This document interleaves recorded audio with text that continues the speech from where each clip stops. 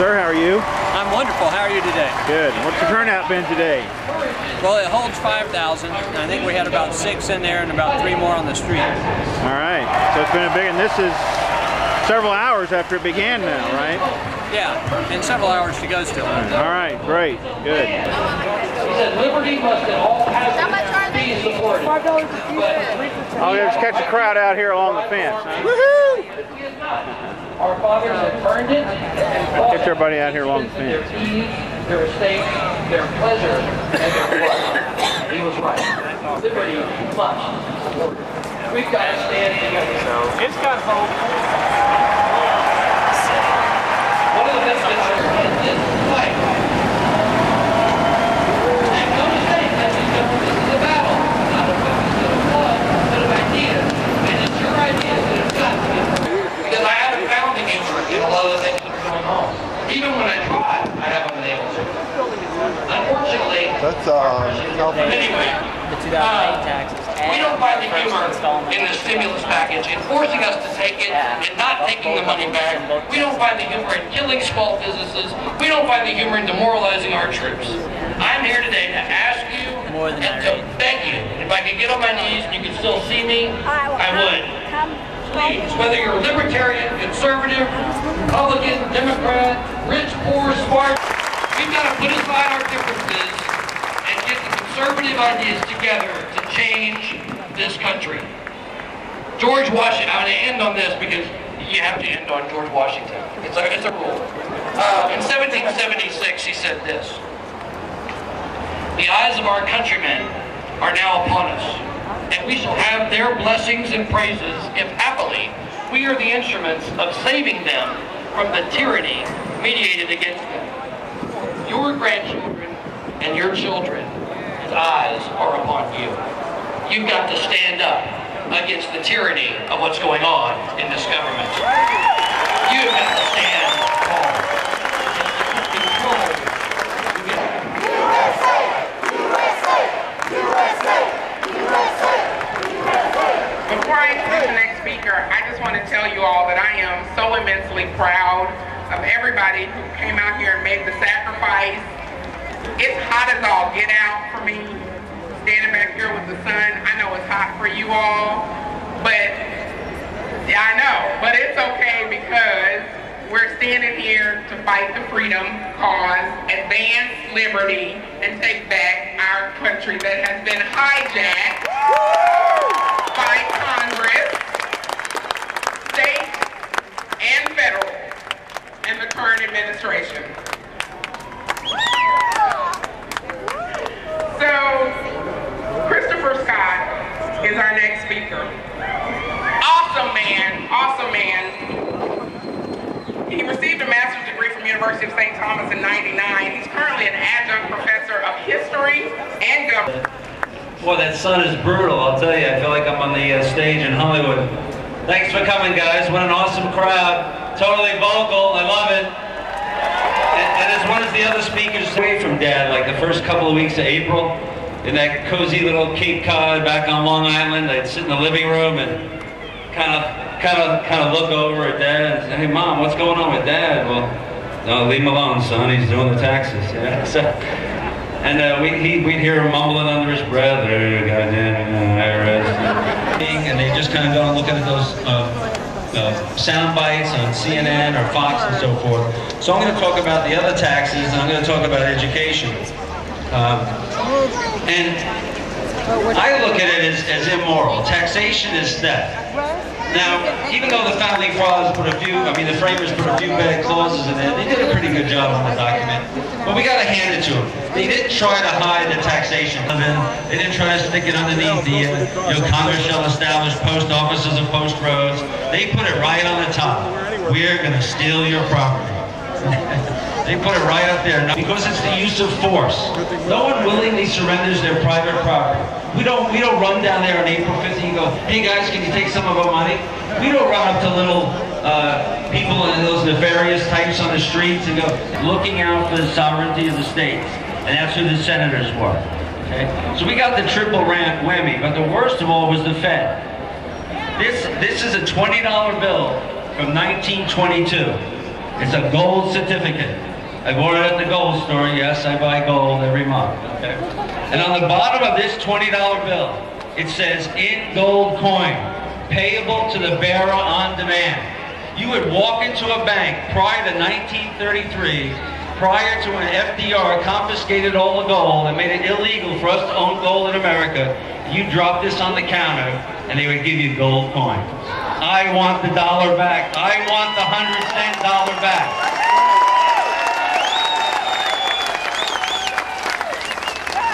Tax, because the Fed, Greenspan, Bernanke, all those guys keep inflating. When I was on spring break, they printed $1.25 trillion out of thin air. Tax as well, and that's where the Austrian economics comes in hand, the free market economics that Ron Paul studies, I study, Peter Schiff, Kevin Duffy, and guys like that who know what's going on and invest their money based on the Austrian business cycle theory. Let's get that 100-cent dollar back. All right, now Thomas Jefferson said we must stay out of the Army in half. When he became president, they said, Tom, what are you doing? He said, I don't want a big Navy floating around out there. It's just going to get... I think Ron Paul got a 92 or an 86 or something like that. We know he's a taxpayer hero.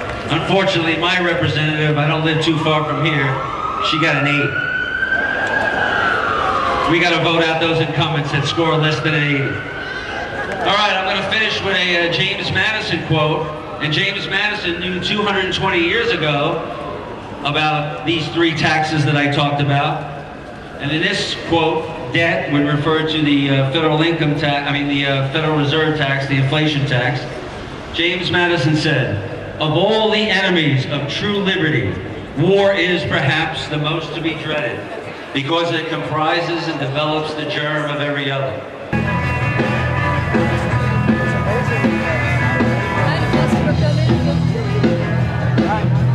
We all never been down south too much. So I'm going to tell you a little bit about it so you know what I'm talking about. How are you? What do you think about all this, huh? It's impressive, don't you think? You been here the whole time? No, not quite. All right. Got here a little late. There's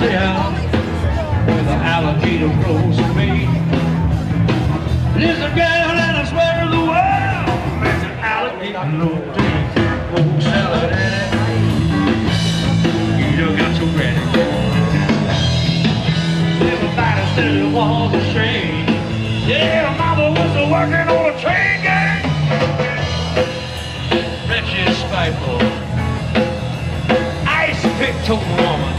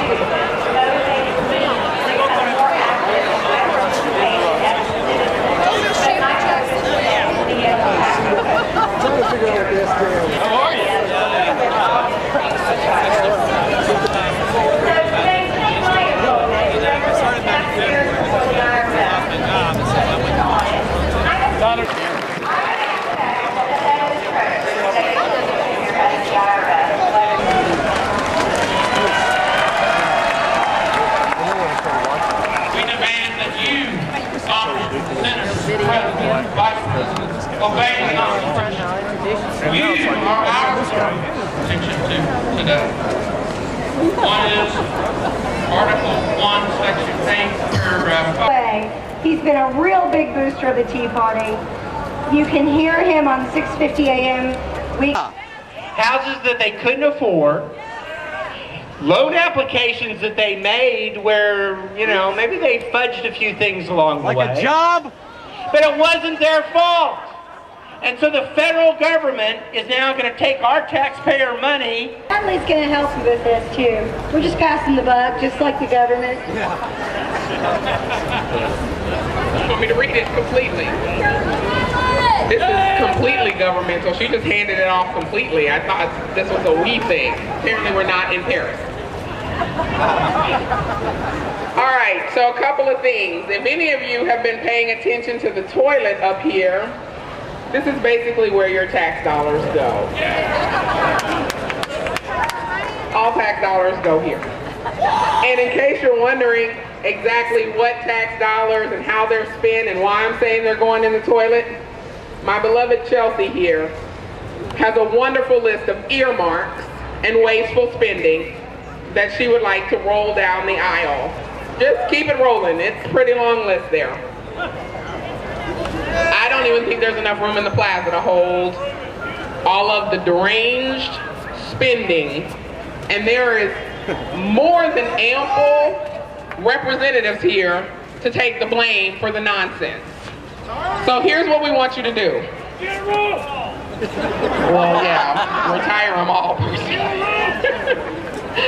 But we want you to register to vote if you're not, but I know none of you all are not registered to vote, because I'm going to talk about y'all on Saturday. Okay. And I want you to commit to get 5 additional Americans registered to vote. 5 additional citizens. You got to do this, people. You have got to talk to your neighbors, your co-workers. I keep saying that they sowed this seed that you shouldn't talk about religion and you shouldn't talk about politics. That is your life. That is your life. But I can talk about a sale at Macy's. No one cares if I talk about a sale at Macy's. But when I talk about my God, who has his hand of protection on this nation, or I talk about the Constitution, which our founding fathers had a vision, and this is not it, then suddenly we all need to shut up and go back into our cubicles and put our heads down and do our work. Not anymore. Not after today. There was a saying throughout all the campaigns that said, yes, we can. Yeah, no, we can't. No, we can't. No, you don't. Just no. Just say no. That's it. Just say no. So the second thing I want you to do, or we want you to do, is to be informed. And I know, guys, I know it's hard. I looked up what Congress did a few months ago in 1 week's time. There were 700 different bills, resolutions, action on the floor. It was not the same piece of legislation either. It was all different stuff. Who can keep up with that? Nobody. And that's the intention that they want, that they have. So what you need to do is be diligent. Even if you hone in on just one thing that really, really gets you, that's the thing that you focus on like a pit bull. And gnaw on it till you can't gnaw on that bone anymore.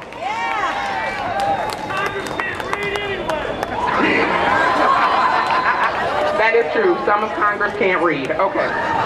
You heard it here first on the civil rights.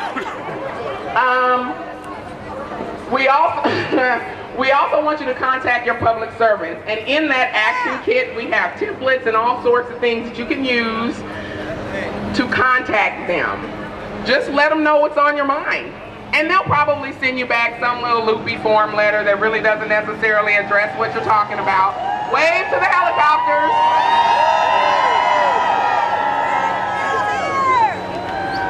But you gotta write them. You have to write them because that's what puts them on the spot. The House Whip said during this whole TARP thing in the beginning, when they asked him, well, you know, Congressman Claiborne, your phones have been ringing at 100 to 1 against the against the TARP. He said, yeah, well, they put us here to represent them and I'm going to do what I think is best. That's why you have to call. That's why you have to write, because somebody has to hold their feet to the fire. And the other thing that you have to do is attend the future town hall meetings. We plan to get your congressmen together, get elected officials together, get you all together so we can all talk about all the issues and get some answers and a path forward from the guys who we've elected. So you can put a name with a face. And then attend all the other Houston Tea Parties. The next one is July 4th. The location is yet to be determined. Based on this, we like to film Minute Maid Park. I think it's doable. And lastly, the surprise that Felicia put together, and I'm firsthand at this whole thing, and it's really sad, but there is a certain media outlet who offices downtown who really could care less about the Tea Party. They ran a real sad and pathetic piece on Tuesday after they took up all our time and energy to talk to them. And it was a real pathetic piece. It was very divisive. And I think since they don't think that we're worthy of reporting on, they don't think anybody turned out. We are going to surround the Houston Chronicle building. We are going to march down to the Houston Chronicle, surround the building, and tell them that we will not be ignored.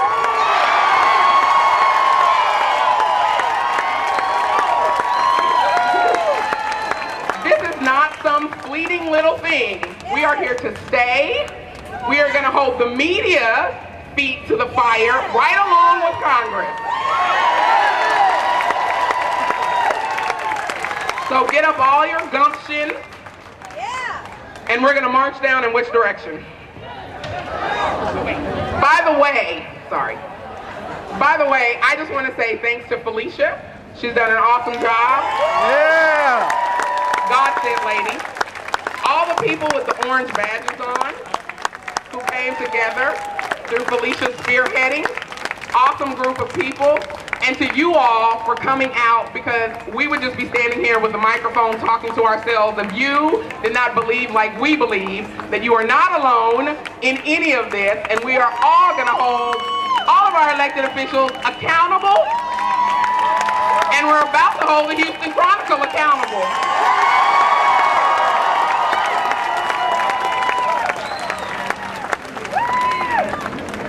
Okay, y'all tell the truth. How many of y'all knew that ahead of time? Only a few. The way we're going to proceed, we're going out through Louisiana. We're going down 2 blocks. There will be people on this side of the plaza, if you're joining us, who will be in the lead and will help you get over there. And there should be some real fun pictures of this. So if you are joining the march, we are leaving in this way. We are going 2 blocks and then surround the building, and then we'll return here, and then anyone who wants to still participate in a rally, we can move to the post office going through Louisiana. I wanted again to thank you all for coming. You are my new heroes and my new best friends. Thank you. God bless you all. God bless. Thank you. Over 3 hours and 40 minutes into this rally, and it's just finished up. And now we're headed down to the Houston Chronicle.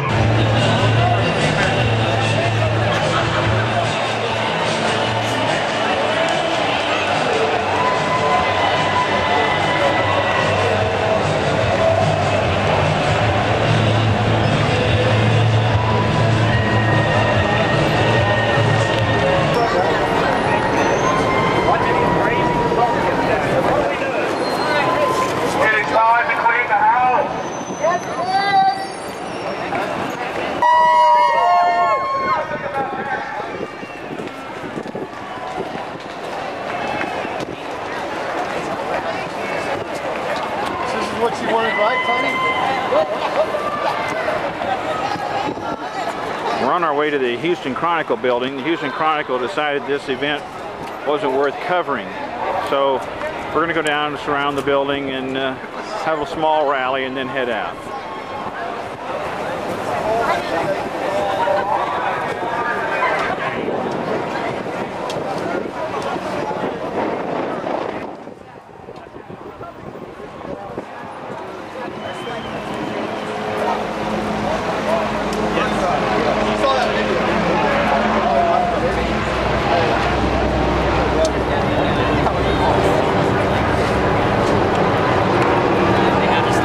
Those are home movies.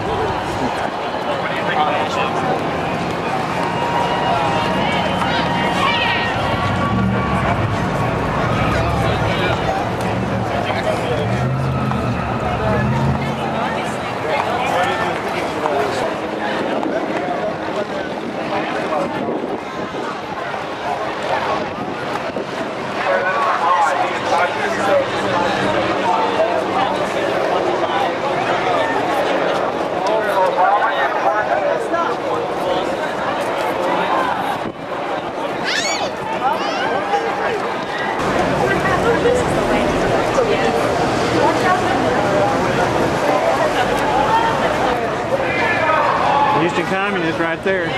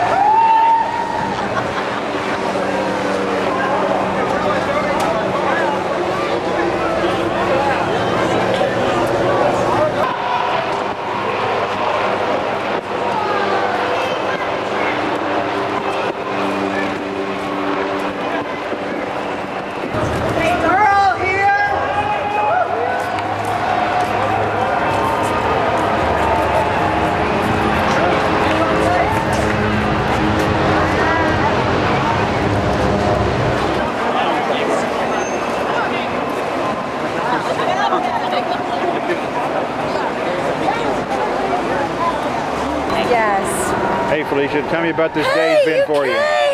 Tell me what this day's been for you. It's been awesome. Look at this. We have entirely surrounded the Chronicle building and we're on the second layer of people coming across the street. Can you believe that? Are you getting this on film? Oh my goodness. USA! USA! USA! Isn't this insane? It's just a couple of hundred people. Right, a couple hundred people outside the post office. Well, tell me what kind of numbers we had today.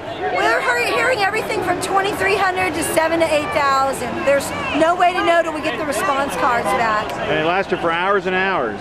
We started at 4, we let people in at 3:30. It is now. Going on 8 o'clock now. Going on 8 o'clock, they're still here. All right. They're still, 6 to 8. All And right. people are still here. You did a great job. I'm just so impressed. Look at this.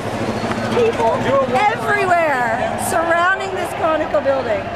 Completely. Made that up. I like the one that says God only asked for 10%. Something.